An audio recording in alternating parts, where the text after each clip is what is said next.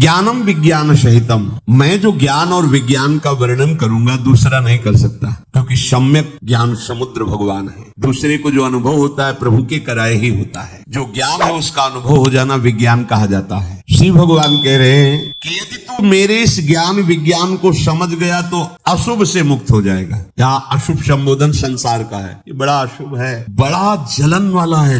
आपका हृदय चूंकि मलिन है, आप नहीं जान पा रहे। आग लगी हुई है, आग ज्वलत ज्वालम, ज्वाला लगी हुई है, सब भस्म होता चला जा रहा है, आपको नहीं दिखाई देता। आप लोग क्या ही कह रहे हैं, हमारी प्रतिपल आयु नष्ट हो रही है, प्रतिपल समय खसकता चला जा रहा है और हमें फंसाया जा रहा है। हमारे मन को, हमारी बुद्धि को किसी वस्तु में, किसी व्यक्ति में, किसी स्थान में फंसाकर भगवत विस्मरण कराया जा रहा है। मृत्यु का समय नजदीक आ रहा है। यही चांस मिला था मुझे भगवत प्राप्ति का। एक बार बताया था कि जैसे मानो बहुत बड़ा महल है या शहर है और आस पास उस बड़े शहर के 84 प्रधान दरवाजे, सामने ताला लगा हुआ है, एक दरवाजा उससे निकलने का और आंखों से अंधा है और वो दीवार को टटोल करके चल रहा है। जो दरवाजे बंद है उनमें हाथ से समझ गया। अब जो आगे खुला दरवाजा था उसमें निकलने वाला था, खुजली लगी, खुजलाया थोड़ा सर और पैर रुके नहीं, वो आगे बढ़ गए तो वो दरवाजा निकल गया, फिर आगे बढ़ा। बस यही दुर्दशा हमारी हो रही। 84 लाख योनियों में एक योनि है मनुष्य योनि, जो खुला दरवाजा है, साधन धाम मोक्ष कर द्वारा मुक्त होने का, ये केवल मनुष्य शरीर। अब इसमें लग गई खुजली। प्रहलाद जी ने वर्णन किया, जैसे एक पुरुष को कई स्त्री अपनी शैया पर ले जाने के लिए घसीटे तो उसकी कैसी दुर्दशा होती है, ऐसे हे नृसिंह ये पांचों ज्ञानेंद्रिया मन सहित जीव को कैसे विषयों में घसीट रहे, कैसी दुर्दशा उसकी, पर वो समझ नहीं पा रहा। अब ये जन्म मिला था मुक्त होने के लिए, दरवाजा खुला है, निकल जा, वो खुजली में लग गया। बड़े भाग्य से मनुष्य जन्म मिला है तो भोगों को भोग ले। अरे खुजली तो किसी भी जन्म में खुजला लेते, पीछे भी खुजलाते ही रहे हो। अब तो दरवाजा आ गया है, खुजली बंद कर निकल चल। पर ये बात निकलने की किसी के समझ में नहीं आती। जितने प्रश्न आते हैं वो अविद्या को सजाने के लिए आते, मिटाने वाला तो कोई बिरला ही प्रश्न करता होता है। हमारी कैसी समस्याओं का समाधान होकर संसार सज जाए हमारा, कभी नहीं सजेगा। ये शाश्वतम है, भगवान ने घोषित किया है। परिवर्तनशील, नाशवान, कभी आप पूर्णता हो ही नहीं सकती। पूर्ण परमात्मा का अंश, तेरी पूर्णता केवल श्री भगवान से हो। ये प्रकृति के परवश हुए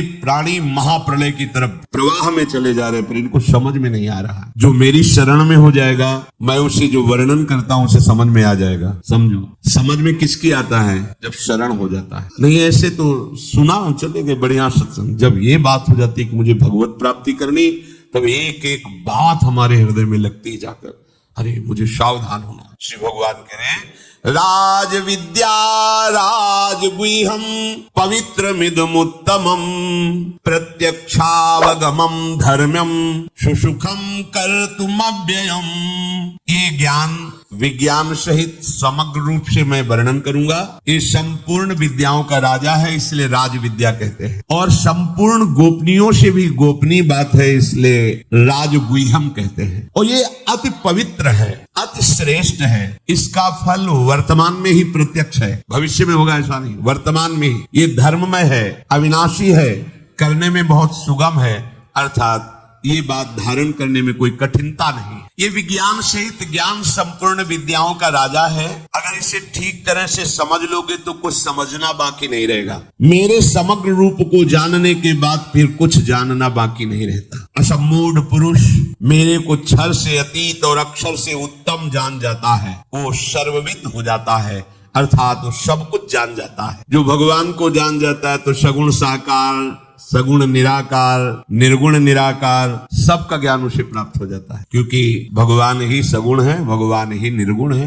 भगवान ही साकार है, भगवान ही निराकार है। राजगुह्यम, शास्त्रों में जितनी गुप्त बातें उनमें सबसे सबसे श्रेष्ठ गुह्य बात भगवान बताने जा रहे, क्योंकि संसार में शास्त्रों में इससे बड़ी गुह्य बात कोई नहीं। समझना है कि जैसे नाटक में सबके सामने खेलता हुआ कोई अभिनेता अपना असली परिचय छुपा के खेलता है, पहचानने वाले पहचान जाते हैं, ये कौन है, बोले अमुक है। तब अगर पहचाना ना हो तो ज्यादा आनंद नहीं आता। पहचान, अच्छा अमुक अमुक, हाँ अच्छा वो अमुक अमुक, ऐसा। ऐसे ही नाटक खेल रहा, जगन नाटक वैभवा, तुम्हारी पहचान नहीं, इसलिए तुम आनंद नहीं लूट पा रहे हो। बढ़िया खेल हो रहा, टीवी चलाने की थोड़ी जरूरत है। त्रिगुण माया के द्वारा वही एक ही अच्छा अन्य नौटंकी नाटक सिनेमा में तो अलग अलग विलियन अलग, हीरो अलग हो, सब अलग अलग होते।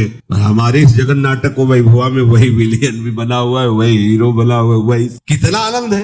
एक अभिनेता एक अभिनय करके तुम्हारे मन को चुरा लेता है। उसमें बहुत नाटक कलाकार होते हैं, और जब एक ही कलाकार बहुत से नाट्य एक साथ करके ले जाए तो तुम्हारा कैसा मन होगा। तो तुम देख ही नहीं पा रहे हो। एक कलाकार, गजब की कला है। देखो इतने लोग हैं और पूरा सृष्टि है, माथा, नाक, आंख, मुंह बिल्कुल ऐसे ही बना है, ऐसे ही सब अलग अलग पहचाने जा रहे हैं। अमुक अमुक अमुक अमुक। ये होता कि किसी के नाक यहाँ है, किसी का ऐसा है, कुछ वो इधर उधर, तो होता अमुक अमुक पहचान में आ गए। यहाँ तो बिल्कुल ऐसे ही सेम टू सेम, और पहचान अरबों खरबों अनंतों की बिल्कुल पहचान। थोड़ा बड़ा एक सा मिलता कभी कभी पाया जाएगा, बोले ये एक साथ में प्रकट हुए दोनों, तो थोड़ा सा अंतराय मिलेगा। कैसा नाट्य खेल। अच्छा वही एक है, गजब का खेल कर रहा है हमारा कृष्ण। वही एक अनेक रूपों में। ये तो केवल 84 लाख योनियों में एक योनि की बात कर रहे हैं। नाक नीचे उतर के देखो, और सांप देखो तो कई कोटि के सांप, अजगर, दुमुहा, क्या कौन कौन से, वो घोड़ा वाला कोबरा, क्या कितने हैं, किंग कोबरा, बड़े। अब देखो वही वाला खेल रहा है। पक्षियों में आ जाओ, चींटी, कितनी लाल चींटी, पीली चींटी, ये चींटी, वो देखो पूरी, और सब अकेले बना हुआ है। या इतने बड़े नाट्य कलाकार प्रभु को तुम देख के राजी नहीं हो रहे, क्योंकि तुम देख ही नहीं रहे हो। तुम उस अभिनेता को पहचान ही नहीं पा रहे हो। जो पहचान लिया वो जीवन मुक्त हो गया, परमानंद हो गया। उसके सिवा कोई नहीं खेल रहा। मत्ता परतरम नान्यत किंचिदस्ति धनंजय। ये अत्यंत गोपनीय बात है कि इस नाटक में केवल मैं ही खेल रहा हूं। देख लो, कह रहे हैं कि भगवान ने हमें क्यों फंसा दिया, तब हंसी आती है। प्रभु आप ही फंस गए हो, भगवान ने थोड़ी फंसाया है, आप ही फंस गए। आप छूटो तो देखोगे आपका प्रश्न खत्म हो जाएगा, क्योंकि आप कोई और नहीं हो, वही हो, वही तत्त्वम अश। वेद कहता तत्त्वम अश। भूल गए, छोटी छोटी आसक्ति और ममता में फंसकर तुम अपने को देहधारी मानने लगे, विषयी मानने लगे, अपने को भोगी मानने लगे, पापात्मा मानने लगे। ये आपकी मान्यता है ना। आपने कभी अपने को माना कि मैं भगवत स्वरूप हूँ? कहाँ मान? वही मनाने के लिए तो भगवान ने आपको अवसर दिया। बिल्कुल बिल्कुल वही बैठा है। तो बोले हम, तुम हो ही का, तुम हो कौन? ये पंचभूत है, अंदर मन है, बुद्धि, चित्त, अहंकार है, 5 ज्ञानेंद्रियां, 5 कर्मेंद्रियां हैं, त्रिगुण माया का स्वभाव है। तुम कौन हो? कौन हो तुम? अगर उत्तर मांगा जाए, बोले हमको भगवान ने फंसा दिया। ठीक है, तुम कौन हो, कहां से फंसे हो? अभी ऑपरेशन हो जाएगा। आप अपने को नहीं जानते तो तुम भगवान के ऊपर दोषारोपण क्यों कर रहे हो? तुम कौन हो जान पाए? जब जान लोगे तो प्रश्न खत्म हो जाएगा। तुम खुद फंस गए, इसको मैं मान लिया, इसी में फंस गए। नहीं देखो तुम, जैसे हमारा हाथ है तो हमारा हाथ है, मैं हाथ तो नहीं हूं ना। मैं हाथ ऐसा कभी बोला? हमारा हाथ, हमारा माथा, पूरे ढांचे को हमारा शरीर, फिर अंदर घुसो, हमारा मन आज नहीं लग रहा, हमारी बुद्धि, ये तो नहीं कहा मैं मन नहीं लग रहा, नहीं ऐसा नहीं बोलता, कोई भी नहीं बोलता। हमारा मन, हमारी बुद्धि, हमारा चित्त आज अशांत है, ऐसा हमारा। और अंदर घुसो, ये हमारा स्वभाव नहीं है कि हम तुम्हारी बात बर्दाश्त कर लें। ये हमारा स्वभाव नहीं कि हम गुस्सा करें। स्वभाव भी तो तुम नहीं हो ना, तुम ही बोल रहे हो ना हमारा स्वभाव। अब मैं परिचय लिया कभी तुम्हें? ऐसा शीशा ही नहीं पैदा हुआ कि उस मैं को दिखा सके तुम्हें। वो गुरु के पास है ज्ञान दर्पण। जब उसमें देखा तब पता चला कि जो था है रहेगा, वही तो है। जो माना हुआ भ्रमात्मक था, खत्म हुआ तो बचा क्या? ब्रह्मविद ब्रह्मयु भवति। तब निकलने लगा हम ब्रह्मास्मि, मैं ब्रह्म हूं। तो बोले ये तो ज्ञान का मार्ग, तो भक्ति के मार्ग में भी है। तू ही तू, तू ही तू, तो सब जगह तू। तो यहाँ कौन? नाहिन रहे ही माठौर नंद नंदन। अच्छा अब तुम कहाँ हो? मैं तो हूं ही नहीं, तो बचा कौन? नंदन नंदन। आ गए ना। ब्रह्म नहीं, माया नहीं, नहीं जीव नहीं काल, अपने शुद्ध ना रहे, एक रहे हो नंदलाल। भैया तुम्हारी सत्ता ही नहीं है, काहे को ब्रह्म में फंसे दोष लगा रहे हो कि भगवान ने बांध दिया। एक शेर का बच्चा भेड़ों के बीच में आ गया, चरते चरते वो भेड़ों के साथ चला गया। गड़िया जैसे भेड़ के साटे मारता ऐसे उसको साटे मारता, दुब्बू बन के रहे। एक दिन किसी शेर ने देखा, जब भेड़े आगे निकल गई तो उसको बुलाया, बोले जानता है तू गड़िया के साटे क्यों खा रहा है? बोले क्यों? वो अपने को भूल गया इसलिए। नहीं मैं इन्हीं के बीच में रहता हूँ, यही हूँ। नहीं, तेरी और मेरी एक जाति है। कैसे? सरोवर के किनारे गया, देख मेरी आकृति तेरी आकृति मिलती। हाँ। बोले अब मैं बोल रहा हूँ वैसे ही तू बोलना। जो दहाड़ लगाई, उसने भी दहाड़ लगाई। बोले अब जा गड़रिया के पास। जो जाके दहाड़ लगाई तो न भेड़ न गड़रिया सब भाग। बस ये उदाहरण जानते हो? कोई संत सदगुरु परमहंस जब देखता है कि माया काम क्रोध लोभ मोह के साटे मार मार करके विषयी पुरुषों की तरह हो, तो तेरी मेरी एक जात। एक बार तो दहाड़ के देख, और देख तू है कौन, तू समझ कौन है। यही ज्ञान दर्पण में दिखा है कि तेरा मेरा एक स्वरूप। अब लगा दहाड़, कहीं माया राधा, कहीं माया नहीं, कहीं काम क्रोध नहीं। हम फंस गए हैं किसमें? अपने को भूल करके ये माना हुआ अपनापन। इसमें पक्की बात समझो, ये जब तक समझ में नहीं आएगी भटकना नहीं मिटेगा। ये बहुत फंसाव है, कहां कहां फंसे रहते हैं, ज्ञान में भी फंसे रहते। ज्ञान तभी सार्थक जब बोध हो जाए। बोध नहीं हुआ तो जानकारी किस काम की? हलवा की बनाने की पूरी प्रक्रिया गया, कभी जीवन में एक बार खाया नहीं बना के, फायदा क्या हुआ? दूसरे को सिखा रहे हो, प्रक्रिया कभी बना करके भोग लगा के पाया हो तो। ऐसे ही सम्यक ज्ञान का स्वरूप यही है, तुम्हें भगवत साक्षात्कार, तुम्हें अपने स्वरूप का साक्षात्कार हो जाए। श्री भगवान कह रहे हैं पवित्र मिदम, यदि ये जान गए तो इससे बड़ा पवित्र कोई कार्य नहीं। देखो गंगा यमुना तीर्थाटन जो हम करते हैं तो आप ध्यान दीजिए, शरीर को लेके करते हैं। भगवान कह रहे हैं पवित्र मिदम, इससे बड़ा पवित्र कोई नहीं। पवित्र मिदम, इससे बड़ा पवित्र कोई नहीं। ये लौकिक बुद्धि का त्याग करके सुनिए। आप जिस किसी तीर्थ स्थान में जाते हैं, कहीं भी जाते हैं, तो शरीर भाव में होते हैं। जब शरीर भाव में होते हैं तो कुछ वहां भी शुभ होता है और अशुभ भी होता है। मन वचन कर्म से कुछ शुभ होगा, कुछ अशुभ होगा, पूरी पवित्रता नहीं। पर ये बात समझ जाएंगे तो जो अशुभ है शरीर संसार, इससे ही राग हट जाए। इससे बड़ा कोई स्नान नहीं। कहते हैं कि प्रेम गंगा में स्नान करने के बाद फिर कहीं स्नान करना बाकी नहीं। कहते हैं 2.5 अक्षर प्रेम के पढ़े सो पंडित होए। अगर 2.5 अक्षर प्रेम को पढ़ लिया तो इससे बड़ा फिर कोई शास्त्र। भगवान कह रहे हैं इस विद्या को ये जान गए तो और किसी विद्या की आवश्यकता नहीं, तुम परम पवित्र हो गए। पापी से पापी, दुराचारी से भी दुराचारी बहुत जल्दी महात्मा बन जाएगा और शाश्वत शांति को प्राप्त हो जाएगा। ना ही ज्ञान सदसम पवित्र में विद्यते, जब तक ज्ञान नहीं होता तब तक पवित्रता टिकती नहीं है। एक महात्मा जी थे, जब तक सत्संग नहीं मिलता तब तक शुद्ध प्रकाश नहीं होता ज्ञान का। जो जहां होता है वही मान्यता मान के बैठ जाता है। तो उन्होंने गंगा स्नान का फल पढ़ा था। सैकड़ों यज्ञों का फल होता है गंगा स्नान, क्योंकि भगवान का चरणोदक है, मूर्तिमान पवित्रता है, ब्रह्म द्रव है, ब्रह्म कमंडल में विराजमान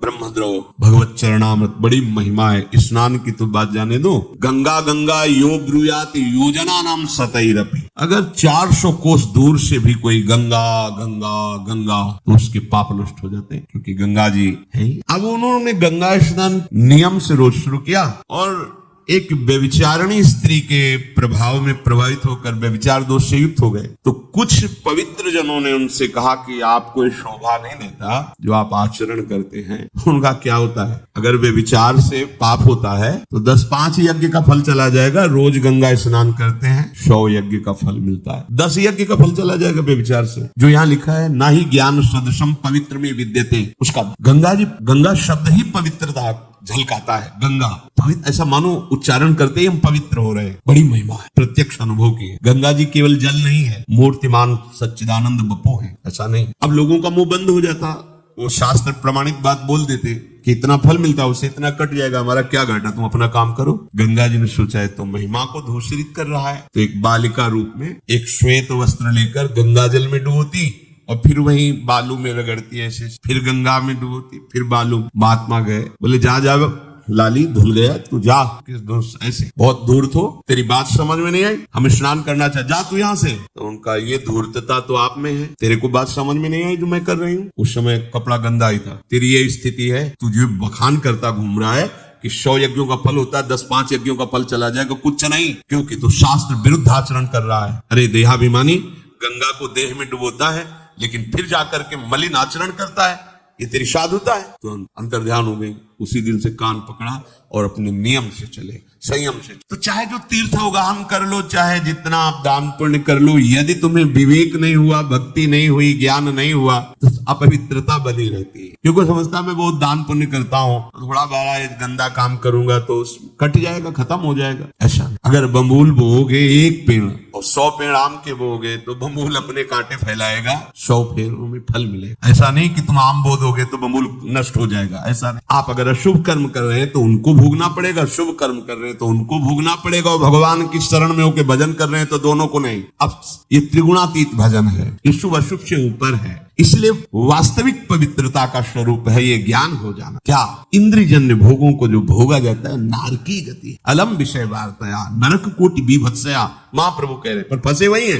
सत्संग सुनने के बाद, साधन करने के बाद जब एकांत बैठोगे तो बुद्धि तुम्हें दिखाएगी कि भोगों में सुख है। बस उसी समय उसको वापस करके गुरुजनों के वचनों में लगाना है। सुख तो प्रियालाल की रूप माधुरी, प्रियालाल के नाम गुण में है। तो यहाँ श्री भगवान कह रहे, जो मेरे नाम का निरंतर जप करता है, मेरे रूप का ध्यान करता है, मेरी लीलाओं का गायन और श्रवण करता है, मेरे धाम और का वास और आश्रय लेता है, मेरा स्मरण करता है, मेरा कीर्तन करता है, मेरे नाम का जप अनुष्ठान करता है, उससे पवित्र त्रिभुवन में कोई नहीं है। कहीं भागने की जरूरत। कबीरदास जी ने यही नाम की जय घोष करके कहा था, यदि काशी में मरने से सबको मोक्ष मिलता है तो मैं नहीं मरूंगा काशी में, मगहर की पार्टी में मरूंगा। राम राम जीवन भर जपा है तो मैं अन्य किसी प्रभाव से मुक्त होना नहीं चाहता, मैं उसी नाम से मुक्त। सबसे बड़ा पवित्र और मोक्ष धाम, प्रेम धाम भगवान का नाम। आप जहां कहीं मान लीजिए, इससे बड़ा कोई चमत्कार नहीं, आप करके देख लीजिए। जीवन में कई बार ऐसी समस्याओं को देखा है कि यदि नाम ना बचावे तो गया, शरीर गया, भाव गया, उपासना गई। माया के ऐसे थोड़ी खेल है, एक क्षण में एक दांव फेंकेगी, धोबिया पछाड़ छाचित गिरोगे। पुरानी खिलाड़ी है, कोई नई नहीं है, भगवान की शक्ति से संपन्न है वो। एकमात्र भगवान के नाम ने जीवन में बचाया है। जहां नाम पुकारा चमत्कार प्रकट हो गया। भगवान समस्या ध्वंस हो गई। बड़ी बड़ी समस्याओं को देख, नाम जैसा कोई पवित्र नहीं। नाम जापक जहां बैठ जाता है वहां की रज परम पावन हो जाता। मान लो भैया, इसमें कोई पैसा नहीं, इसमें कोई धोखा नहीं। एक बार बोला कृष्ण, एक बार बोला राधा, ये भगवान के पास जमा हो गया। इसका हिसाब अमोघ होगा, ये कभी नष्ट नहीं होगा। जैसे कहा तुम ये पाप कर दिए, तुम्हारा सारा भजन नष्ट हो गया, वो डरने के लिए कहा जाता है कि तुम डरो। सारा भजन नष्ट हो जाने का मतलब अब तुम्हारी भजन में रुचि नहीं रहेगी, पर अभी तक जो भजन किया है वो जमा हो गया। भजन अविनाशी है, भजन कभी नष्ट नहीं होता, ध्यान रखना। एक बार राधा का ये कभी नष्ट नहीं होगा।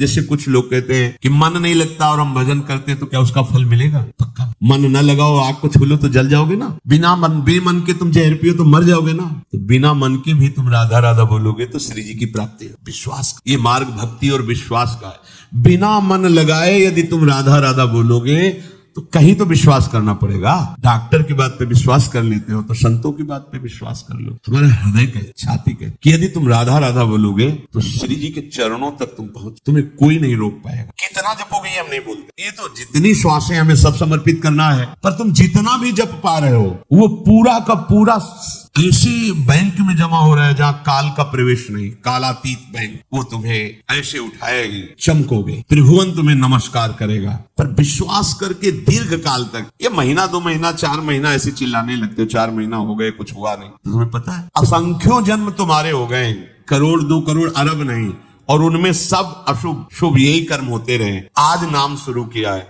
वो सब भस्म होगा उसके प्रभाव। नाम तो जमा हो रहा है, उसका प्रभाव आपके शुभ अशुभ को भस्म कर रहा है। इसलिए भगवान कहते हैं जो मेरा नाम कीर्तन करता है, नाम जप करता है, रूप का ध्यान करता है। बड़ी सुविधा कर दी प्रभु ने। देखो, प्रभु के रूप का कोई परिचय नहीं जानता है। ये जितने रूप रचे जाते हैं वो भावना के द्वारा रचे जाते हैं, और प्रभु भावातीत है। प्रभु हमारी जो बौद्धिक शक्ति बहुत छोटी है उसमें आने वाले, जैसे सीपी होती है ना, सीप, उसमें भला समुद्र आ सकता है क्या? ऐसे हमारी बुद्धि सीपी है और प्रियालाल का रूप समुद्र है। दुर्दास जी कहते हैं कि कोटि कोटि रसना जो रोम रोम प्रति होए, तो प्यारी जू के रूप को न प्रमाण कहो जात। अति ही अगाध सिंधु पार नहीं पावे को, थोड़ी बुद्धि सीप मांझ कैसे कैसे समाज। ये रूप सिंधु अगाध प्यारी जू का हमारी बुद्धि कैसी सीप जैसी कैसे आ सकती? भला प्रियाजू के श्रीअंग की कांति वाली सृष्टि में स्याही ही नहीं बनी है, रंग ही नहीं बना है।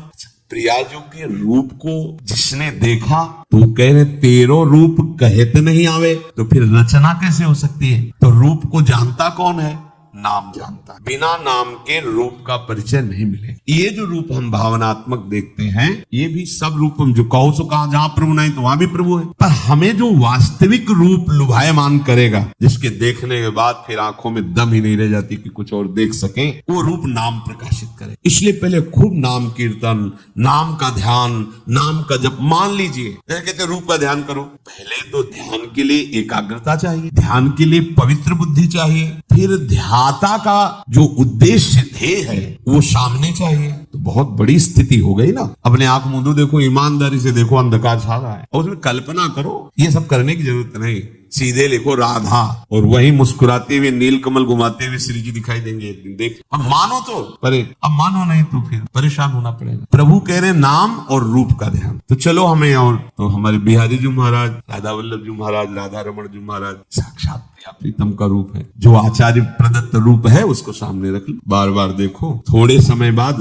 वो बसने लगते हैं। जैसे अपने लोग दर्शन करते हैं तो ऐसे थोड़ी दर्शन देख लिया सर, ऐसे पान करो उनके, नक्शिक लो अंग माधुरी, श्री चरणों से, फिर आंख बंद, वही फिर देख रहे, फिर आंख, फिर देख, फिर बंद, अब लगा कि हाँ आंख बंद की निकल गई, रूप माधुरी को बसा, या उनकी छवि रख ली बार बार एकांत में। देखना वो चित्त चोर है, चुरा लेंगे तुम्हारे चित्त को। अब एकांत में बैठ के प्रपंच चिंतन करोगे तो प्रपंच चित्त चुरा लेगा, प्रभु का चिंतन करोगे तो प्रभु चित्त चुरा लेंगे। उत्तमम, यही सर्वश्रेष्ठ है। कोई भी वस्तु, कोई भी व्यक्ति, कोई भी घटना, कोई भी परिस्थिति ध्यान से सुनो, तब तक तुम्हें घसीटती रहेगी जब तक नाम रूप नहीं चल रहा है। नाम आराध्य देव का, रूप प्रभु। आचार्य चरण कह रहे हैं, सब सोहित निष्काम मति, श्री वृंदावन विश्राम, श्री राधा वल्लभ लाल को हृदय ध्यान मुख। पकड़ो, बात पकड़ो, आचार्य की बात है। हित सजनी जो कह रहे, राधा वल्लभ लाल, सामने राधा वल्लभ लाल, मुख में राधा वल्लभ। कुछ समय बाद ये जो रूप राधा वल्लभ जी का देख रहे हो, इससे कोटि मनमतहारी युगल सरकार मिले हुए बैठे, युगल रूप दर्शन होने लगेगा, वो प्रिय निहाल हो हृदय से। इसलिए तुम्हारे आकर्षण हो रहा है कि तुम हृदयेश्वर प्रभु से अपना परिचय नहीं बनाए, इसलिए प्रकृति आकर्षित, प्रकृति सत्ता शून्य नजर आएगी। कोई ऐसा सुंदर या नहीं, कोई सुंदरता नहीं यहाँ। क्या सुंदरता है, क्या सुंदरता है? जो भी कुछ आकर्षण है वो कृष्ण का है, तो समझ नहीं पा रहे। कौन सुन, आज तक एक रूप भी ऐसा नहीं आया दृष्टि में कि दोबारा सोचना पड़ो क्या कितना सुंदर या सुंदरी है। मन मलिन है, नेत्र मायाकृत आकर्षण में लगे हुए, इसलिए आरोप कर रहे हो कि आप सुंदर हो। तुमने दर्शन किए थे, ऐसे बैठे सीढ़ी पे, सामने एक एक बाल इधर का उधर, मतलब आरोप है उनको कि मैं सुंदर हूँ। और सुंदरता की बाजार लगी है, तुम्हें दिखा है। दासी की सुंदरता देखकर करोड़ लक्ष्मी मूर्छित हो गई। अभी तो सुंदरता की दास की बात ही नहीं कह रहे। लक्ष्मी कोटि विलक्ष लक्षण लसन लीला किशोरी सतई, करोड़ लक्ष्मियां आश्चर्यचकित हो जाए ऐसी हमारी स्वामी जो की दासियां सुंदर है। फिर मधुराति, जो महान सौंदर्य समुद्र लाल जो लुभायमान, उन प्यारी जो के रूप को कौन बताए। मधुराधिपति अखिलम मधुरम,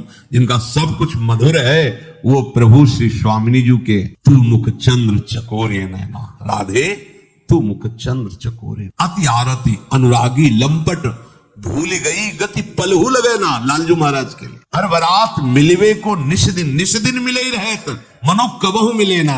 ऐसा तो सौंदर्य प्यार किसको देखना चाहते? कोई व्यक्ति यदि तुम्हें लुभायमान कर रहा है तो तुम भगवत विमुख हो, इसलिए। कोई वस्तु तुम्हें प्रिय लग रही, लुभायमान कर रही, उसका कारण है भजन नहीं है तुम्हारे अंदर। कोई घटना तुम्हें विक्षिप्त कर रही है, इसका मतलब भजन नहीं। कोई परिस्थिति तुम्हें प्रभावित कर रही, इसका मतलब हरि भरोसा नहीं। कोई भी वस्तु, व्यक्ति, स्थान, घटना, परिस्थिति तुम्हें प्रभावित नहीं कर सकती। मुस्कुरा के निकलोगे, ये हरि शरणागत का बल होता है, ये हरि शरणागत का बल होता है। महाप्रभु चैतन्य देव जी हा कृष्ण रो रहे थे, बिलाप। कुछ सुंदरियां वहां से निकली जो देह व्यापार करते, उन्होंने कहा देखो नया सन्यासी है कैसे रो रहा है। कहा हमारी जैसों का संग नहीं मिला होगा इसलिए रो रहा है। जिसकी दृष्टि जैसी होती वैसे तो देखने को मिलती। उनका नहीं, ये कुछ विलक्षण नजर आते हैं। बोले अभी हम चेक कर लेते हैं। अपने गुमान में नजदीक गए। किसके लिए रोते हो? नेत्र से पलटे, आंसुओं से भरे नेत्र, चरणों की मां, हमें पता है कि आप हम पर कृपा करें, मुझे कृष्ण प्रेम। और देखते वो सारी की सारी मलिनता गई, वो खुद रोने लगी। हाय मैं ऐसे परम पवित्र की प्रति क्या। उनकी दृष्टि में, उनकी दृष्टि में कोई आकर्षण, जहां कृष्ण प्रेम का रंग चढ़ता है उसे कोई प्रभावित कर सके, कोई व्यक्ति, वस्तु, घटना, परिस्थिति उसे डिगा सके। इसलिए गुह्यतम बात है, एकमात्र प्रभु का आश्रय लो, हृदय से आश्रय लो, और नाम न छूटने पावे। कोई तुम्हें परास्त नहीं कर सकता। परास्त होते हुए भी विजय श्री तुम्हें मिलेगी। दोनों बातें समझो, कोई तुम्हें परास्त नहीं कर सकता और परास्त होते हुए भी विजय श्री तुम्ही को मिलेगी। अगर आपको यह वीडियो अच्छी लगी है तो वीडियो को लाइक करें, कमेंट करें और चैनल को सब्सक्राइब जरूर करें। और मैं आपको मिलता हूँ कल एक और नए वीडियो के साथ। राधे राधे।